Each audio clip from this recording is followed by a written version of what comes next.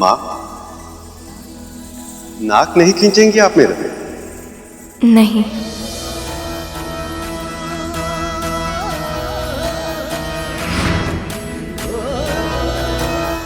विवाह के हर्ष ईद की तरह इसके निर्धारण के पीछे भी एक कारण था प्रभु। जब वर वधू के माता पिता जमाई के चरण धोते थे तो जमाई के मन में अहंकार आ जाता था और उसे लगने लगता था कि वही सब कुछ है, कोई और कुछ नहीं। तभी वधू की माँ उसकी नाक खींचकर उसको फिर से झुकना सिखाती थी। पर आपके भीतर तो सभी गुण हैं प्रभु, और फिर भी अहंकार तो क्या, कोई भी दुर्गुण तनिक भी नहीं है। इसीलिए आपके साथ ये रीति करने की आवश्यकता ही नहीं है।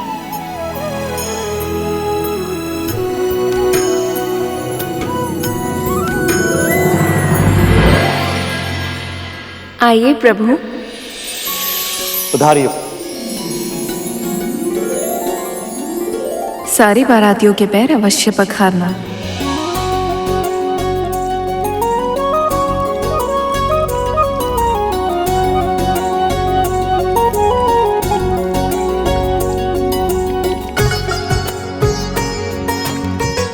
अरुण भी तो बारातियों के समक्ष ही होगा, किंतु वो है कहाँ?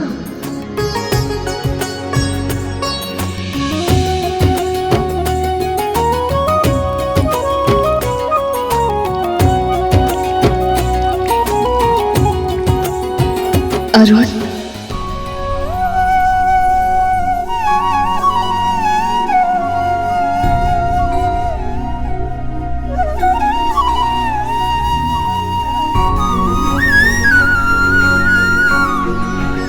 मैं कब से तुमसे मिलने की प्रतीक्षा कर रही थी। तुम्हें एक क्षण देखने के लिए कब से व्याकुल थी।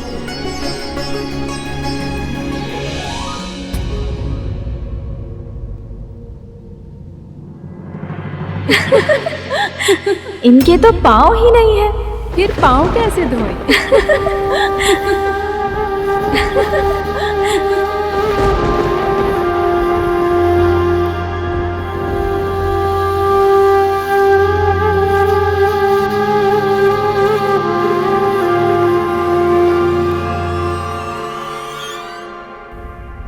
उत्साह की अधिकता में अपने कर्मों के फल भूल गई विंदा। सोचा है क्या कहेगी अरुण से, जिस पुत्र का पूरा जीवन तूने नष्ट कर दिया, कैसे करेगी उसका सामना? अब तो ऐसी मां निकली जिन्होंने अपने ही पुत्र पर ऐसा प्रहार किया।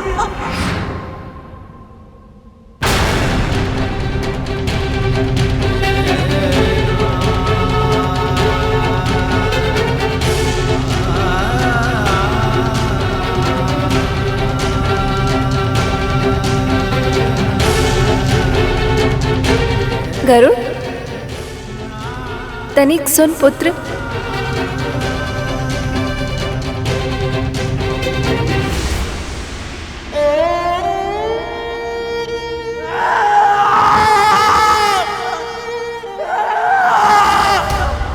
ये क्या किया आपने? ईर्ष्या के वश में अपने ही पुत्र को विकलांग बना दिया। इस महापाप के लिए मैं आपको कभी क्षमा नहीं करूंगा। असुरक्षा और मत्सर जैसे दोषों ने आप और आपकी बहन दोनों की बुद्धि हर ली और मुझसे छीन लिया मेरा गौरव और मेरा भाग्य।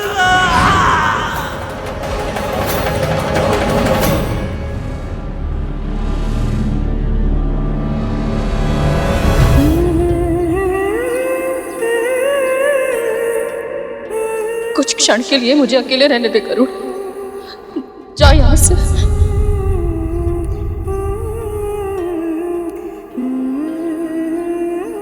अरुण,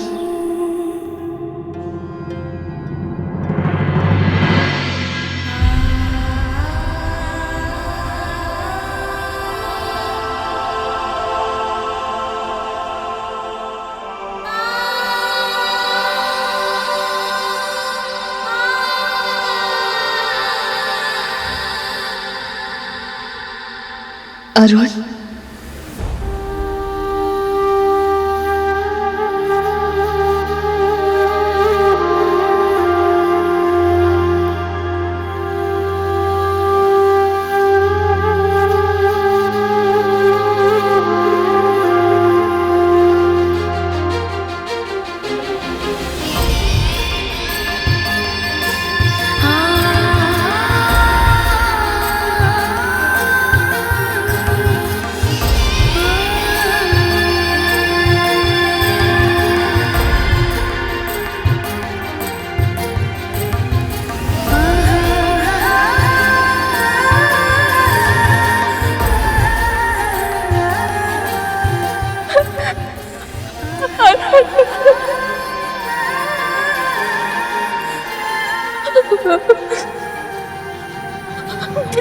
मुझे क्षमा।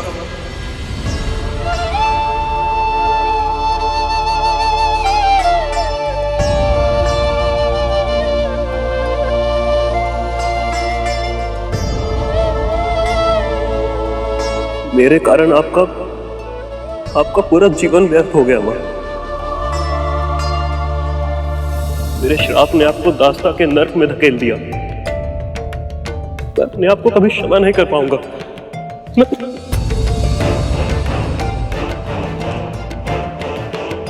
नहीं रुड, तेरा श्राप पूरी तरह से उचित था।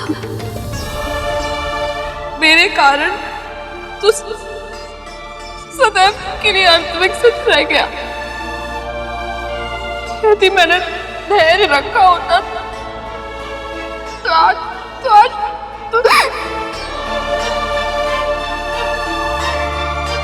सत्य तो ये है, तेरे जन्म के बाद से हर क्षण मुझे लगता है कि दास्ता का ये जीवन ही मेरा दंड है। पर मैं आज तक अपने आप को कभी क्षमा नहीं कर पाया माँ। हर पल हर क्षण यही अनुभव करता हूं कि क्यों मैंने अपने क्रोध पर नियंत्रण नहीं रखा। यदि उस दिन मैं आपको श्राप ना देता तो आज आपका जीवन जीती जागती त्रासदी न बना होता माँ। हाँ माँ, मैं आपसे बिछड़कर दूर अवश्य हुआ हूं, पर कभी अपने हृदय से एक पल के लिए भी आपको भुला नहीं पाया मैं। आपकी पीड़ा, आपकी वेदना प्रतिदिन प्रतिपल सही है मैंने। जब आपके कष्टों की वेदना आपके हृदय को पीड़ा पहुंचाती थी, तब मेरे आंसू छलकते थे। और जब आप उन ओस रूपी आंसुओं को अपने हाथ में इकट्ठा करके पी जाती थी ना माँ,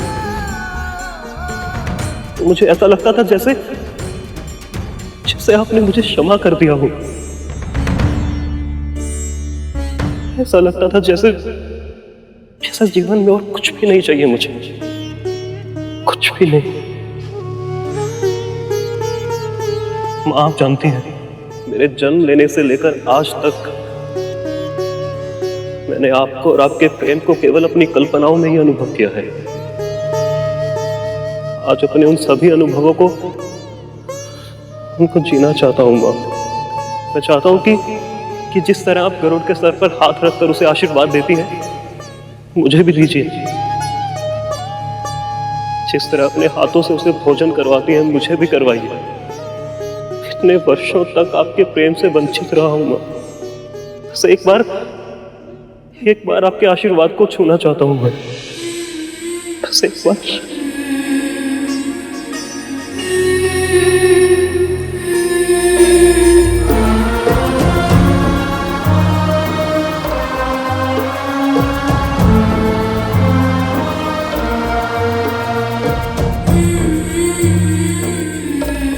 जानता है, गर्व है मुझे तुझ पर। अपनी शारीरिक कमी को तूने अपने उत्थान के मार्ग में अवरोध नहीं बनने दिया। जो तेरी दुर्बलता थी उसे ही अपनी शक्ति बना लिया तूने। मैंने जो भी सीखा है सब आपसे सीखा है माँ। सब कुछ गवा दिया था आपने अपना, किंतु उसके बाद भी आपने कभी अपनी मर्यादा, अपने आत्मसम्मान के साथ समझौता नहीं किया। सब आपसे सीखा है मैंने।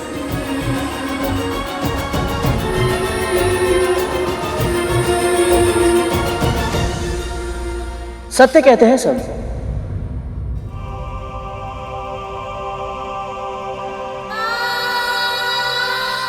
मां को सबसे अधिक प्रेम अपने पहले पुत्र से ही होता है। देखा आपने अरुण भैया, आपके मिलते ही मां मुझे भी भूल गई।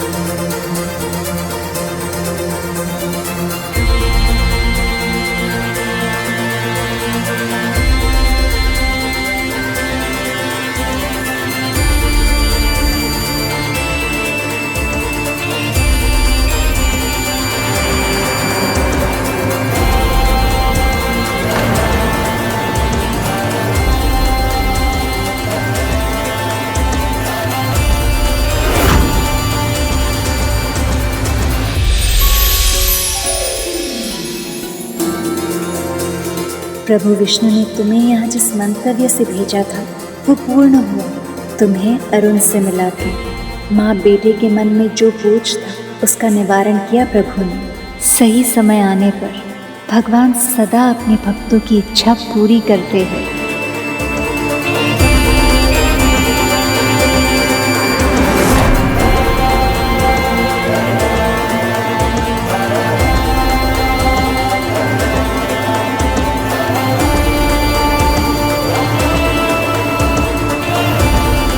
एक बार फिर विद्या और उसके पुत्रों ने मेरी योजना विफल कर दी। मैं स्वयं भस्म हो जाऊंगा अगर आप सबको छल से मंथन नहीं करने दूंगा। तुम्हें आभास है तुम किसे धमकी दे रहे हो? महाराज के कोप से केवल तुम दोनों का ही विनाश नहीं, अभी तो तुम्हारे परिवार और संतान भी सदैव के लिए दुर्भाग्य के अंधेरों में खो जाएंगे। अभी भी समय है मूर्खों, अपने ये तने हुए शीश झुकाकर महाराज के आदेश का पालन करो और हमें चुपचाप मंथन करने दो।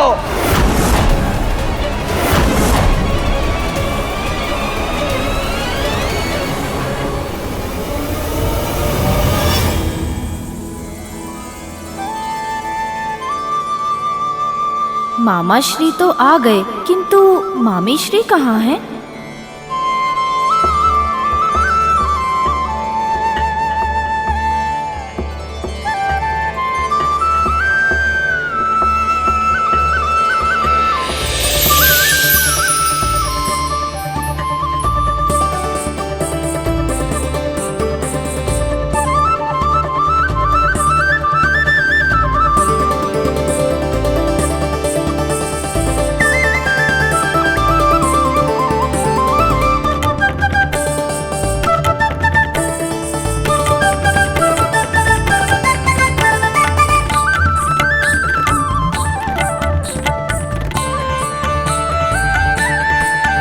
लक्ष्मी, मुझसे अब और प्रतीक्षा नहीं हो रही। शीघ्र आइए।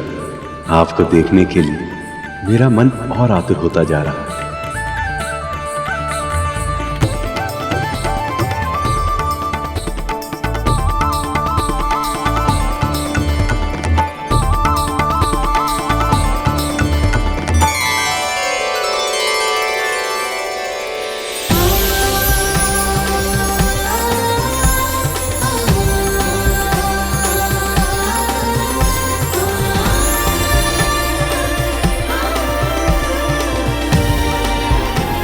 इस क्षण की प्रतीक्षा मैं कब से कर रहा था, जब आप सदा के लिए मेरी हो जाने के लिए मेरी ओर आएंगे।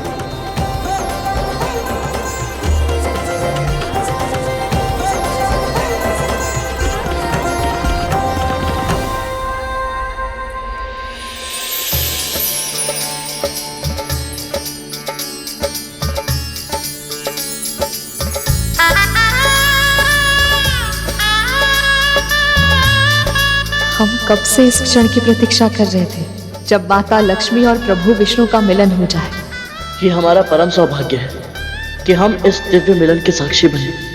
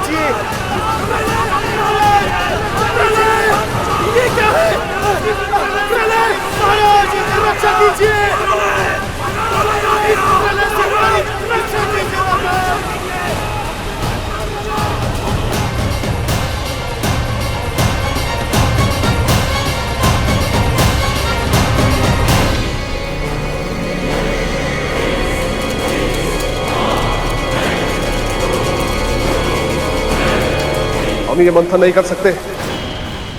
आपको भी सत्य का आभास हो ही गया महाराज।